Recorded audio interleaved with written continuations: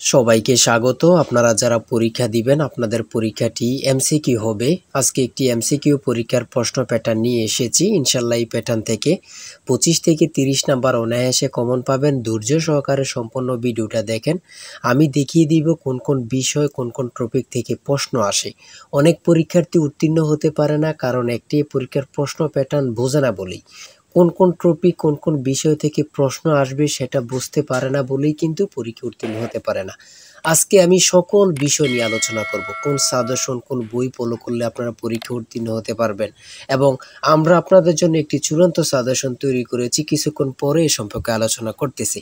আপনাদের পরীক্ষাটি এমসিকিউ হবে। যেমন এখানে 1 নম্বরে রয়েছে বর্তমান অন্তর্বর্তীকালীন সরকার গঠিত হয়েছিল কত তারিখে। এখানে 4টা অপশন দেয়া থাকবে, যে অপশনটা সঠিক। মনে করেন এখানে এই অপশনটা সঠিক 8 আগস্ট 2024, তাহলে আপনারা বরাট করতে হবে গ নাম্বার। ঠিক আছে, এখানে বরাট করলে আপনারা নাম্বারটি পেয়ে যাবেন। আপনারা যারা পরীক্ষা দিবেন, পরীক্ষার প্রশ্ন প্যাটার্ন যেমন থাকবে সেম প্যাটার্নে আমরা একটি চূড়ান্ত সাজেশন তৈরি করেছি, একদম শর্ট করে। পরীক্ষার প্রশ্ন প্যাটার্ন যেমন থাকবে সেম প্যাটার্নে সাজেশনটি তৈরি করেছি। সাজেশনটি নিতে স্ক্রিনে দেওয়া হোয়াটসঅ্যাপ নাম্বার রয়েছে, ইমো নাম্বার রয়েছে, দুটোর মধ্যে যে কোনো একটি মেসেজ করে সাজেশনটি সংগ্রহ করুন। সাজেশনের মূল্য 100 টাকা। আমি বলি 4 থেকে আমাদের সাজেশনটি সংগ্রহ করবেন। শুধু পড়ে আমাদের সাজেশনটি পড়ে পরীক্ষা দিতে গেলে আপনি উত্তীর্ণ হয়ে যাবেন। যারা চাকরির কারণে, বিভিন্ন কাজের কারণে অথবা পড়ালেখা একটু দুর্বল, বোঝেন কম, তারা প্রত্যেকে আমাদের সাজেশনটি সংগ্রহ করবেন। ইনশাল্লাহ আপনি পরীক্ষায় পাশ করবেন। তাই বেশি কথা বলবো না, যারা বোঝেন একটুতেই বুঝে যান। আশা করি প্রত্যেকে সাজেশনটি সংগ্রহ করবেন।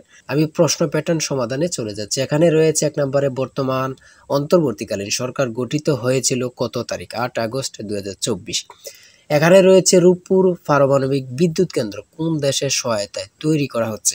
সঠিক উত্তর হচ্ছে কোনোটি নয়, কারণ রাশিয়ার সহায়তায় তৈরি করা হচ্ছে। এখানে অপশনে নেই বলেই কিন্তু কোনোটি নয়। ঠিক আছে, সঠিক উত্তর হয়েছে। তারপরে 3 নম্বরে যেটি রয়েছে খুবই গুরুত্বপূর্ণ একটি প্রশ্ন, বাংলাদেশের সংবিধান কবে কার্যকর হয়। কত পরীক্ষায় যে আসছে আল্লাহ ছাড়া কেউ জানে না। কত পরীক্ষায় যে আসছে আল্লাহ ছাড়া কেউ জানে না, সেটা হচ্ছে 16 ডিসেম্বর 1972 সালে। 4 নম্বরে রয়েছে বাংলাদেশের মহান স্বাধীনতার যুদ্ধে বীরত্বের জন্য কতজন বীর মুক্তিযোদ্ধাকে বীর বিক্রম উপাধি প্রদান করা হয়। খুবই গুরুত্বপূর্ণ। এখানে বীর বিক্রম দিয়েছে, বীর উত্তম থাকতে পারে, ঠিক আছে, এমন কিন্তু থাকতে পারে।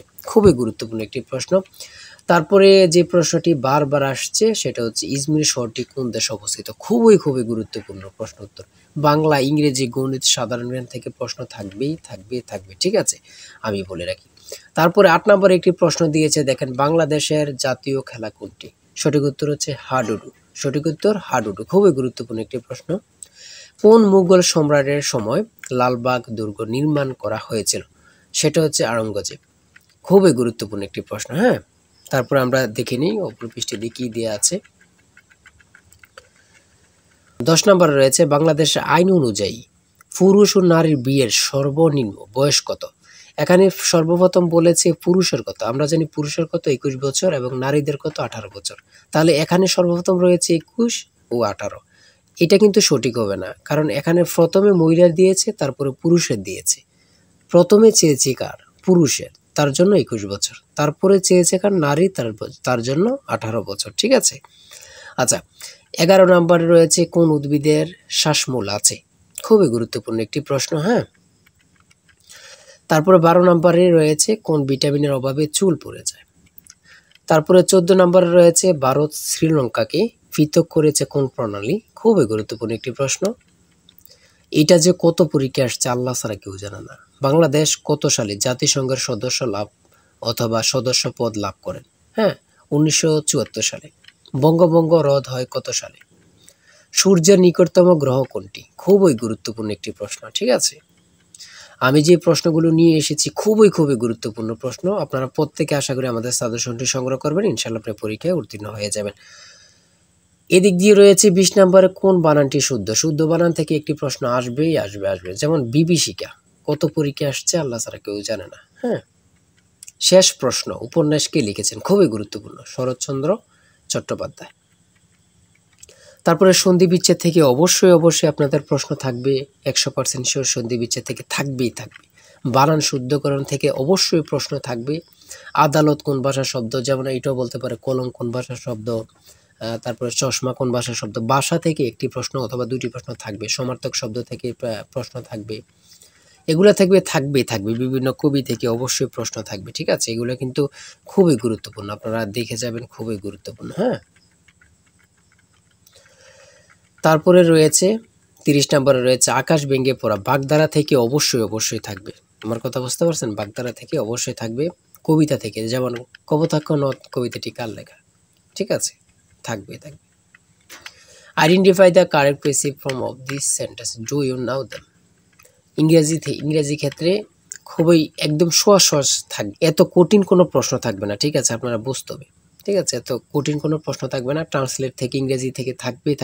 তারপরে 34 নম্বরে রয়েছে কোন বানানটি সঠিক। ঠিক আছে, সঠিক আপনারা ট্রান্সলেট থেকেও থাকবে। ঠিক আছে, ইংরেজি পার্ট থেকে ট্রান্সলেট থেকে থাকবে, কারেক্ট থেকে থাকবে, কারেক্ট স্লিপিং থেকে থাকবে, তারপরে ট্রান্সলেট থেকে থাকবে। এটা কিন্তু 100% শিওর। আপনারা ভালোভাবে ট্রান্সলেট পড়বেন, লিখিত বলেন আর এমসিকিউ বলেন, ট্রান্সলেট থাকবেই।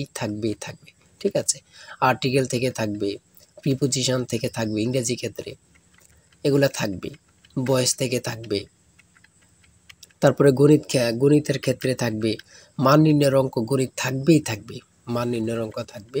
হ্যাঁ, ঠিক আছে। আর আমাদের সাজেশনের প্রত্যেকটি প্রশ্নের ব্যাখ্যা ও সমাধান সহ আপনারা পেয়ে যাবেন। তারপরে এখানে রয়েছে 1 কোটিতে কত মিলিয়ন হয়, 1 কোটিতে কত মিলিয়ন হয়, খুবই গুরুত্বপূর্ণ, সেটা হচ্ছে 10 মিলিয়ন। শতকরা থেকে থাকবে, লাভ ক্ষতি থেকে অবশ্যই থাকবে। ঠিক আছে, অনুপাত থেকে থাকবে, দশমিকের গুণ থাকবে। এটা কিন্তু একদম সহজ, আমি আপনাদেরকে একটু বুঝিয়ে দিই।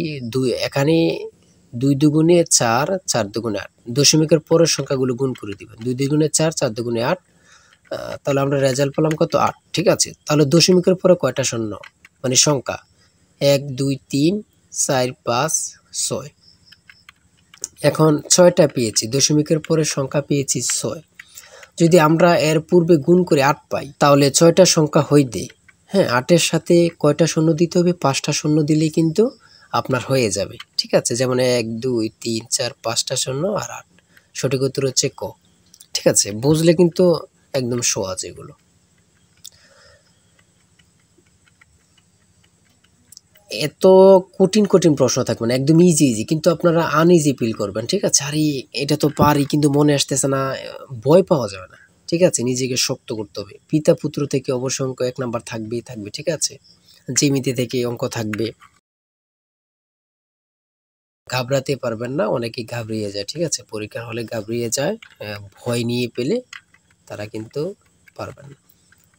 78 ডিগ্রি কোণের সম্পূরক কোণ কত ডিগ্রি? 78 ডিগ্রি কোণের সম্পূরক কোণ কত ডিগ্রি? আমরা জানি সম্পূরক কোণ হচ্ছে 180 ডিগ্রি, আর পূরক কোণ হচ্ছে 90 ডিগ্রি। হ্যাঁ, সম্পূরক কোণটা 180 ডিগ্রি হলে যদি 180-তে 78 মাইনাস দেন, বাকি যেটা আছে ওটাই হচ্ছে সম্পূরক কোণ।